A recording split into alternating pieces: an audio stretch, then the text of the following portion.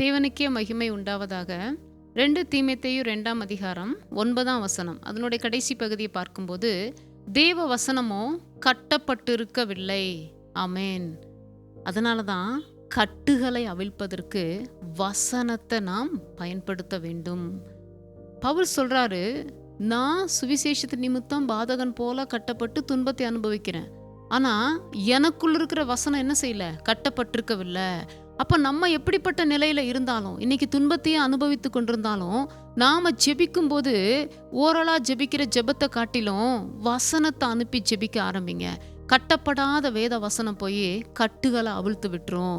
ஆனா அந்தந்த காரியத்துக்குரிய வசனத்தை எடுக்கணும். இப்போ சுகமளிக்கிற காரியத்துக்கு, நமக்கு குணமாகணுன்ற காரியத்துக்கு நீங்க வசனத்தை எடுத்தீங்கன்னா, அவருடைய தழும்புகளினால் நான் குணமாகிறேன் அப்படின்னு சொல்லி நீங்க வேத வசனத்தை அனுப்பி ஜெபிக்கணும். அவர் தம்முடைய வசனத்தை அனுப்பி நோய்களை குணமாக்கி அவர்களை அழிவுக்கு தப்புவிக்கிறார்.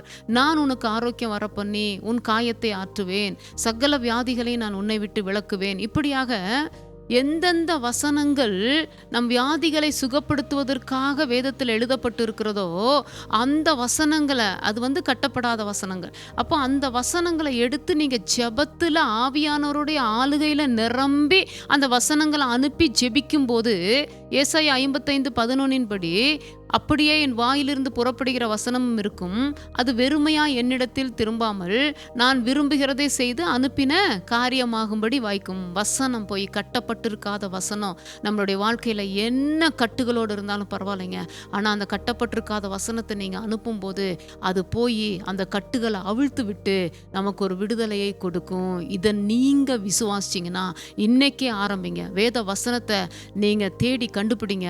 உங்க காரியத்துல என்னென்ன காரியத்துல நீங்க விடுதலை இல்லாம தவிக்கிறீங்களோ அதற்குரிய வேத வசனத்தை எடுத்து நீங்க ஜெபித்து, ஆவியில நிரம்பி ஜெபித்து, அந்த கட்டுகளை அறுக்கக்கூடிய வசனங்களின் நிமித்தமாக கட்டுகள் அறுக்கப்பட்டு விடுதலை பெற்றுக்கொள்ளுங்க. கர்த்தர் நமக்கு கொடுத்திருக்கிற ஒரு பெரிய சந்தர்ப்பம்.